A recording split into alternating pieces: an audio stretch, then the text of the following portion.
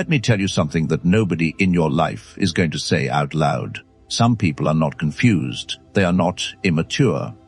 They are not having a bad day. They are hunting you.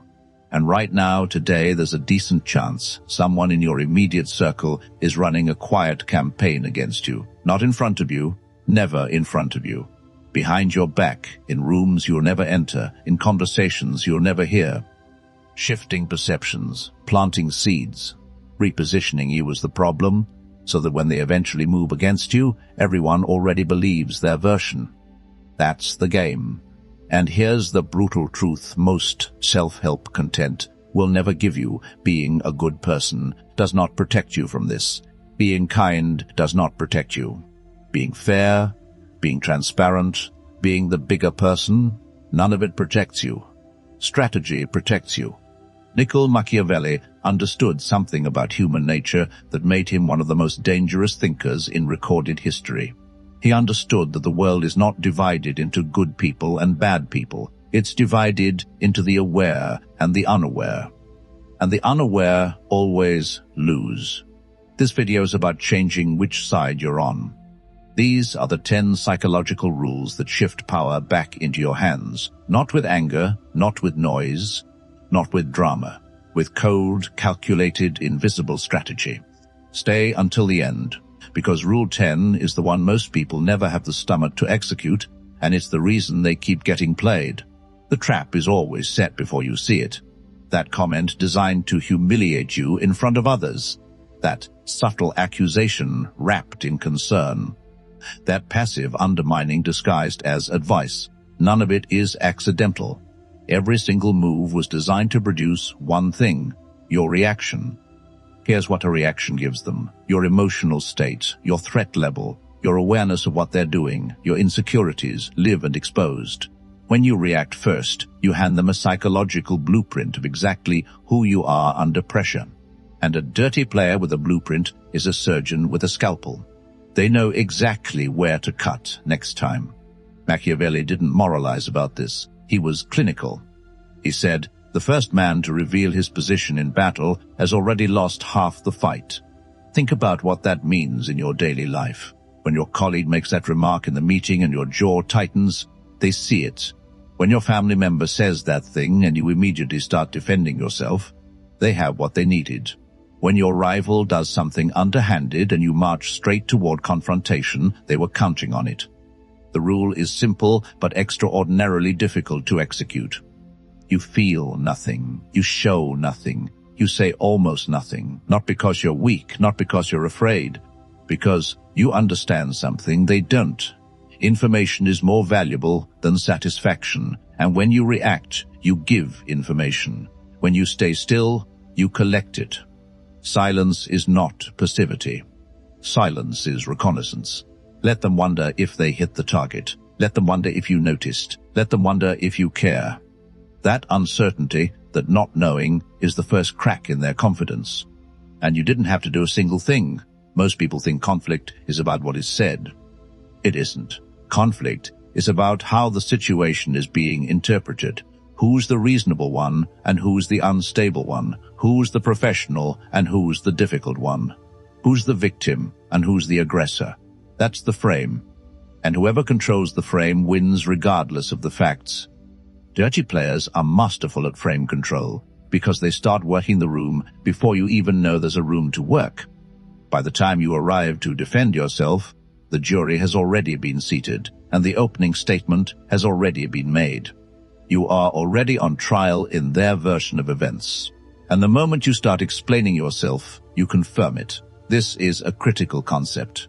The moment you say that's not what happened, or let me explain, or you've got this wrong, you have stepped into their frame. You have accepted that their version is the baseline and yours is the correction. You are now reacting to their narrative. Machiavelli was explicit about this. A prince who argues publicly diminishes himself. Why? Because the act of arguing signals that the other person's position deserves equal weight. You've given legitimacy to an attack just by engaging with it directly. So what do you do instead? You reframe without announcing the reframe. If they imply you're emotional, you respond with precision and data. not to prove you're calm. Just by being calm, you destroy their narrative without mentioning it. If they question your competence, you deliver visible results. No speech, no defense, just performance that contradicts their story. If they attempt to paint you as difficult, you become the most composed presence in the room. Every observer draws their own conclusion, and the conclusions people reach themselves are the ones that stick. You never fight inside their frame. You dismantle it from the outside. You redefine the terms of the conflict without letting them see you doing it. The frame is invisible, but it is everything. Every dirty player has a structural weakness. Not a moral weakness, a structural one. Their power comes from somewhere specific. A network, a reputation, a relationship, a narrative they've maintained, an image they've constructed. And everything they do, every attack, every manipulation, every move, is ultimately designed to protect that structure, which means their tactics will always reveal their fears. A person who gossips constantly is terrified of being exposed. A person who undermines constantly is terrified of being overshadowed. A person who controls constantly is terrified of losing relevance. The attack and the fear are mirror images. Your job in the observation phase is to find the mirror. This is where amateurs fail. They feel the sting of betrayal and they want to strike immediately. That is impulse. Impulse is expensive. Impulse gives them warning. Impulse forces them into defense. And a dirty player in defense is a dirty player who starts covering tracks, building alliances, repairing counter-narratives. You lose the element of surprise. You lose the intelligence advantage. And you lose the moral optics because now it looks like you're the one escalating. Machiavelli was precise about this. He said cruelty, when necessary, must be swift and decisive. But swift does not mean immediate. Swift means when you act, there is no hesitation. And there is no hesitation when you have done the work of observation first. Watch them when they don't know you're watching. Watch how they treat people beneath them. Watch how they behave when outcomes favor them versus when they don't. Watch who they align with and why. Watch where they spend political capital. The pattern will emerge. It always does. And once you see the pattern, you don't just see a person. You see an architecture. You see exactly which pillars are load-bearing, which relationships they cannot afford to lose, which perceptions they are most desperate to protect.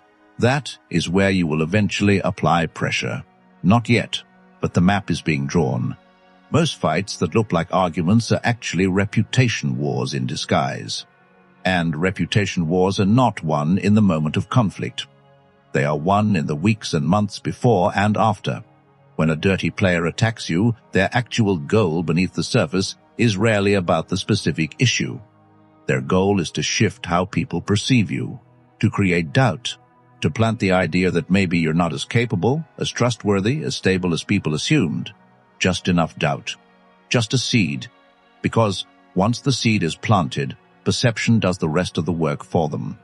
And if you respond by attacking them publicly, by confronting them loudly, by getting visibly emotional or defensive, you're watering that seed. You are doing their work for them. Because now you look reactive, unstable, unprofessional. Exactly what they implied.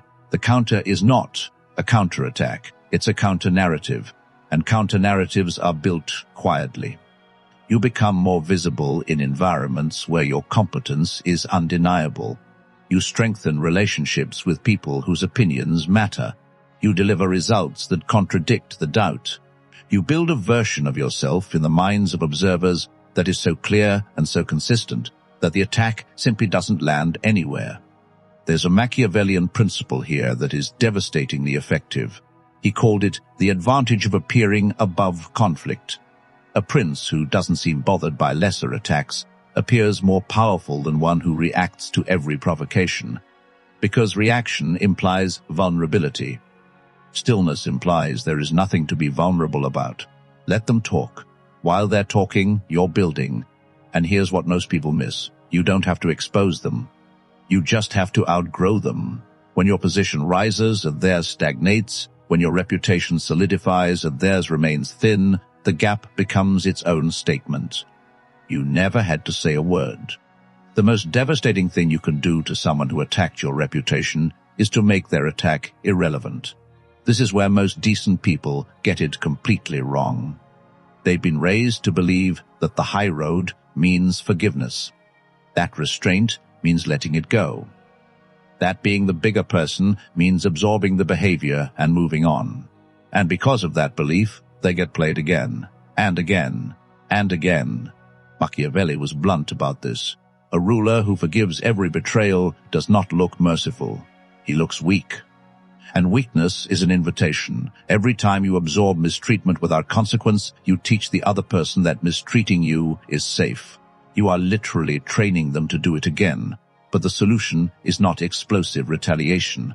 That's ego, not strategy. Explosive retaliation turns you into the aggressor in every observer's eyes. It gives them the sympathy position. It hands them narrative control. The solution is strategic consequence, calculated, proportional, invisible if possible. You withdraw access permanently, without announcement. They used to be in rooms they no longer enter. They used to receive information they no longer receive. They used to have proximity they can no longer assume. No drama, no speech, no explanation, just structural change. Or you expose just enough truth to shift perception. Not a full-scale attack. One well-placed, undeniable fact. One moment of transparency that lets observers draw their own conclusions. And then you say nothing more, or you remove an opportunity they were counting on, quietly, decisively. And if they ask why, your answer is measured, professional, and completely unemotional. The goal is not to hurt them. The goal is to establish a boundary with teeth. Because here is what happens when consequence is strategic and controlled. They don't get to feel victimized. They can't build a counter-narrative around your attack because it doesn't look like an attack. It just looks like things changed. And when they try to push back, there's nothing to push against. They feel the consequence. They understand the consequence. And they cannot explain the consequence to anyone in a way that doesn't make them sound paranoid. That is the precision you're aiming for. This rule sounds counterintuitive until you understand how manipulation actually works. Every manipulative person is not operating from strength. They are operating from a specific need. And they have found through experience that certain behaviors provoking you, destabilizing you, gathering information from you, creating drama around you, produce the supply they need. Maybe the supply is attention. Maybe it's the sense of control. Maybe it's status through comparison. Maybe it's energy, watching you scramble while they stay composed. Whatever it is, they will repeat any behavior that produces it. Here's the mistake everyone makes. They try to stop the behavior by addressing the behavior. They confront it. They call it out. They argue against it. And what happens? The behavior escalates.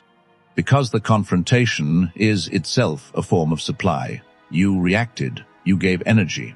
The pattern continues. Machiavelli taught something that applies perfectly here. Don't attack a strong enemy directly. Cut what makes them strong. Cut the supply. If your reaction is the supply, you stop reacting. Not occasionally, completely, with no visible effort. You become genuinely neutral, not cold, not hostile, neutral, as if their behavior is passing through you without resistance. This is extraordinarily disorienting for them. They are accustomed to a pattern. Action produces reaction. Provocation produces response. When that loop breaks, the psychological effect is significant. They push harder, they test more aggressively. They escalate because they're trying to restore the pattern. You remain unmoved. And then something interesting happens. Without the supply, the behavior loses its purpose. There's nothing to feed on. They may redirect. They may find another target. They may simply go quiet. A manipulator without supply is not a threat. They are a frustrated person, recalibrating. You don't win by defeating them. You win by making yourself an unproductive target. Aggression is obvious. Coldness is unsettling. When someone expects confrontation and you give them aggression, they know how to respond. Their defenses activate. They have scripts for conflict. They've been in arguments before. They know how to escalate, deflect, play victim, gather allies. But when someone expects confrontation and you give them quiet, composed distance, they don't know what to do with that. The human brain is wired to read social cues constantly: warmth or coldness, closeness or distance, predictable or unpredished. When someone suddenly shifts from accessible to closed off from warm to measured, the brain registers it as a threat signal, not a loud threat, a silent one. And silent threats are more psychologically potent than loud ones. Because with a loud threat, you know exactly what you're dealing with. A silent one leaves you imagining the worst. Machiavelli's most quoted line on this subject is also his most misunderstood. He said, "It is better to be feared than loved." Most people interpret that as a call to aggression. It isn't. He was describing a psychological reality. Fear creates reliable compliance. Love creates conditional compliance. And the fear he was describing was not fear of violence. It was the more sophisticated fear of consequence from someone who has demonstrated they are not to be trifled with. You create that fear not through threats, through shifts. You become quieter, more deliberate. Your responses shorten, your energy contracts. Your eye contact holds a moment longer than is comfortable. Your warmth, which was previously available to them, disappears. Not dramatically, just gone. They will feel it immediately. And they will not be able to name exactly what changed, which is precisely the point. When people can't name what changed, they can't prepare for it. And when they can't prepare, they become cautious. Cautious people are not aggressive people. This is how you establish presence without performance. Here's what separates an amateur response from a Machiavellian one. The amateur attacks the person. They confront, expose, embarrass. The attack is visible, which means the response is visible. Defenses go up. Alliances form. Counter-narratives emerge. And now you're in an open war that you may not win even if you were right. The Machiavellian attacks the structure. They don't target the person's pride. They target the systems that protect the person. The access, the alliances, the information flow. The narrative they've constructed, these are the actual sources of their power. And these can be dismantled quietly without anyone knowing you were involved. This is the concept of invisible leverage. If their power comes from a key relationship, you strengthen your own relationship with that person independently, legitimately. You make yourself indispensable to the same network they depend on. Slowly, your presence crowds out their influence without ever confronting it. If their power comes from information they control, you build alternative channels. You find other sources. You reduce your dependence on their access. And when they try to use information control as leverage, it no longer works. If their power comes from a narrative, you make the narrative increasingly implausible through your visible behavior. You become the contradiction to their story. Every time they push it, it looks less credible. Eventually, they stop pushing. Machiavelli said this directly. If you must harm an enemy, do it in a way that removes their capacity for retaliation. Because an obvious attack always creates revenge. A structural one removes the tools of revenge before the person realizes revenge was warranted. By the time they sense that something is wrong, that their leverage has thinned, their influence has drifted, their access has quietly narrowed, the adjustment is already complete, and they have no clear target to hit back at. That is the power of invisible architecture. Most people win and then relax. They execute a counter-move, they establish a consequence, they reposition successfully, and then they assume the chapter is closed. They go back to their normal life. They stop watching. That assumption is the most dangerous mistake in conflict management. Here's what happens in the mind of someone who has been checked but not finished. They feel the consequence. They pull back temporarily. But they are also processing, recalibrating, looking for the gap in your defense, waiting for the moment your attention drifts. If the consequence was partial, if there was any ambiguity about whether you were serious, whether this was permanent, whether you could be worn down, they will return. And the next attempt will be more sophisticated because now they know your capabilities. Machiavelli was ruthless about this. He said, half measures are not merciful. They are dangerous. A half injury doesn't disable an enemy. It enrages them and leaves them capable of striking back. Finish it, not violently, not publicly, completely. What that means practically is that every door that needs to be closed must be closed. Every access point that needs to be removed must be removed. Every dependency they had on you must be systematically dismantled. And the most important piece, the psychological finality, must be communicated through your demeanor, not through words. Through the way you carry yourself. Through the fact that you clearly do not need anything from them. Through your total removal of investment in the relationship or dynamic. When someone experiences genuine finality, not anger, not coldness, but actual closure from your side, something in them recalibrates. The game stops because one player has left the table permanently. Not dramatically, just completely. Loose ends keep conflicts alive, clean endings end them. And when it's done correctly, they don't pursue it further, not because they've had a change of heart, because they understand, on a level they may not even articulate to themselves, that the cost-benefit has shifted permanently against them. Everything you've learned in this video up to this point is reactive. Observe, reframe, counter, withdraw, intimidate, strike, finish.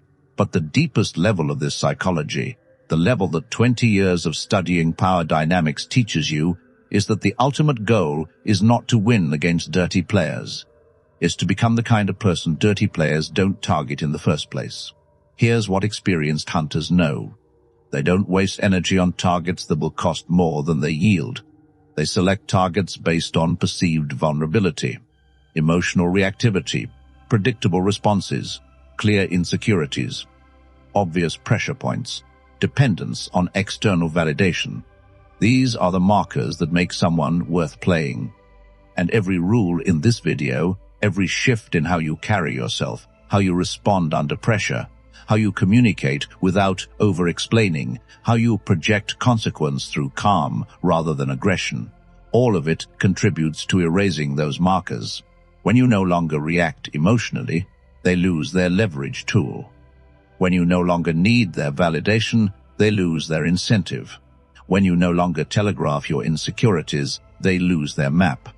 When you no longer respond predictably, they lose their script. And when someone runs out of tools in the first few interactions with you, when provoking you produces nothing, when manipulating you produces nothing, when undermining you produces nothing, they stop. Not because they've changed, because you've become unprofitable. Machiavelli's ultimate insight wasn't about attacking or defending. It was about becoming so strategically positioned that attacks become irrational for the attacker. A prince who governs well, who is respected, who has strong alliances, who is seen as capable and composed, doesn't attract as many threats as a vulnerable one. Because capable, composed, well-positioned people are costly targets, so you build, quietly, consistently, over time. You build competence that speaks louder than any defense. You build relationships that create structural protection without being alliances formed in crisis. You build a reputation so solid that attacks don't stick because they contradict what everyone already knows to be true. You become the person that dirty players look at and decide the effort isn't worth it. That's the final rule. And it's not a tactic, it's a philosophy. Let me bring this home. You came to this video because something happened, or something is happening. And part of you already knows that your usual way of handling it isn't going to work this time. You're right, because the person playing dirty isn't operating on fairness, they're operating on strategy. And you cannot defeat strategy with emotion. You cannot defeat calculation with sincerity. You cannot defeat patience with impulse. You can only defeat strategy with better strategy, not louder, colder, not more aggressive, more precise, not faster, more deliberate. The 10 rules you just learned are not personality traits. They are disciplines. And like all disciplines, they take practice. You will not execute them perfectly in your first encounter. You'll feel the pull to react. You'll feel the urge to defend. You'll feel the satisfaction of confrontation calling to you. Resist it. Breathe. Observe. Map. Position. And when the moment is right, act with a kind of precision that doesn't need to announce itself. That is what power looks like when it's real. Not noise, not performance, not theatrics, just outcomes. Inevitable, irreversible, undeniable outcomes. The people who play dirty are counting on you to be like everyone else. Emotional, reactive, predictable. Don't be. If this changed something in the way you think genuinely, not just in theory, leave a comment below. Tell me which rule hit hardest. Tell me what situation brought you here. And if you're serious about going deeper into psychological strategy, power dynamics, and the kind of thinking that actually protects you in the real world, subscribe. Because everything I've covered today is just the surface. The next level goes deeper.